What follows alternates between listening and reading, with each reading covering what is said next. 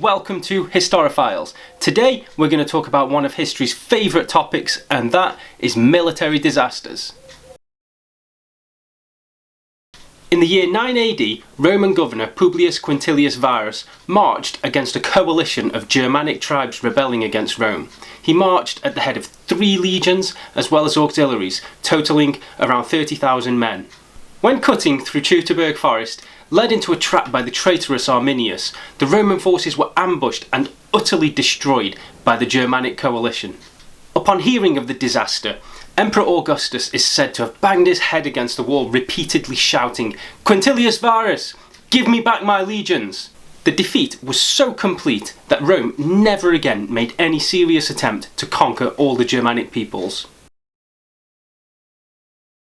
After an apparent respect, if not friendship, between Napoleon Bonaparte and Tsar Alexander I turned sour after a number of disagreements, Napoleon determined it vital that France and her allies invade Russia in order to maintain the balance of power in Europe.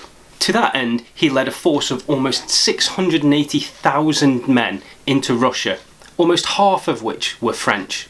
Despite numerous setbacks, Tsar Alexander refused to cede, goading Napoleon deeper and deeper into the heart of Russia, forcing the French forces to extend their supply lines. By the time they reached Moscow, they were almost completely cut off. With winter setting in and most of his forces lacking suitable cold weather clothing, Napoleon was forced to retreat, heading back to his supply bases at Smolensk and then Vilnius. While retreating, the French forces were hounded all the way by vengeful Cossacks, who, together with starvation, exhaustion and hypothermia, slowly but surely ate away at La Grande Armée. By the time they recrossed the Berezina River, only 27,000 soldiers remained fit for active duty. Just 6 months after entering Russia, the French forces were gone, leaving behind over 380,000 men dead, with another 100,000 captured. This utter annihilation was the turning point in Napoleon's reign and was the beginning of his decline, eventually leading to the Battle of Waterloo and his final defeat. Due to sickness and the fighting during the extended siege of Harfleur, Henry V and his army had been depleted from around 11,000 to about 6,000, and it was with these meagre forces that he was to back up his claim on the French throne. Deciding it was no longer possible, but refusing to turn and sail back to England with his tail between his legs, Henry elected to march his army across Normandy to the northern port of Calais. This was for 2 reasons. First, he wanted to show that this was his land and he could march across it freely if he so chose. And secondly, he was directly provoking the French Dauphin. This provocation worked, and expecting an easy victory, the Dauphin marched to cut off the insolent English army. Eventually, the French managed to block the road to Calais and force the running English into battle. Tired and outnumbered, Henry had nowhere to turn and so formed his men up for battle. Men-at-arms in the centre and archers on the flanks. There are many different accounts of how many men actually lined up to do battle for the French, with numbers ranging from 20 to 100,000. Most likely is that there were between 20 and 30,000 in the French battle lines. It was these sheer numbers which was the ultimate downfall of the French army. Thousands of heavily armoured men pressed forward towards the English men-at-arms in the centre, and in the crowd it was extremely difficult for them to use their weapons. On the other hand, the English men-at-arms were able to spread out a little bit, giving themselves plenty of space to swing axe, mace and sword.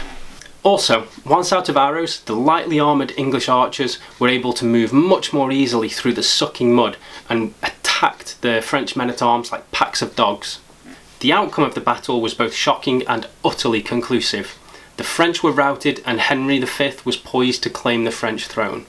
Estimates of the casualties vary a great deal, with the French dead numbered somewhere between 4 and 11,000, while the English dead were as little as 100, or at most 1,600.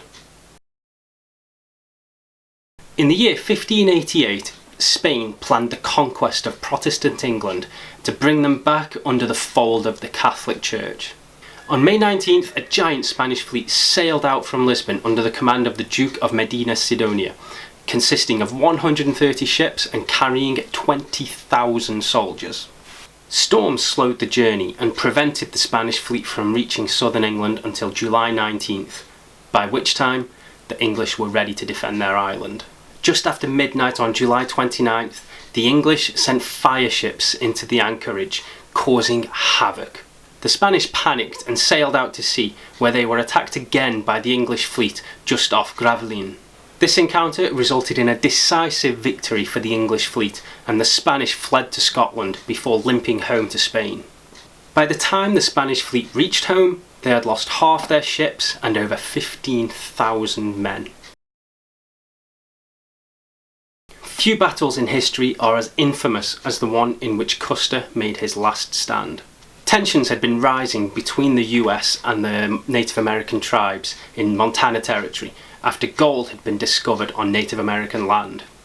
A number of tribes missed the federal deadline to move onto reservations, and so a US army was dispatched to confront them and force them to leave.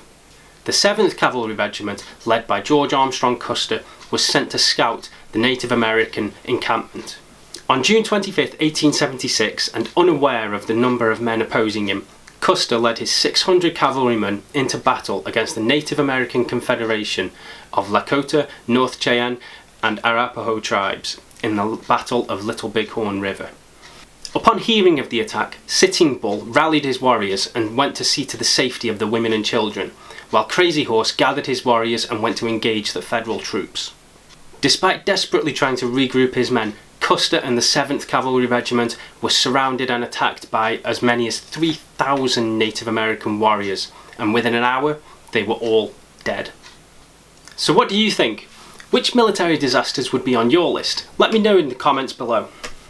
So that's where we're going to end this video. If you like the video or you like what I do here, please give the video a like and subscribe if you haven't already. And I'll see you next time. Bye!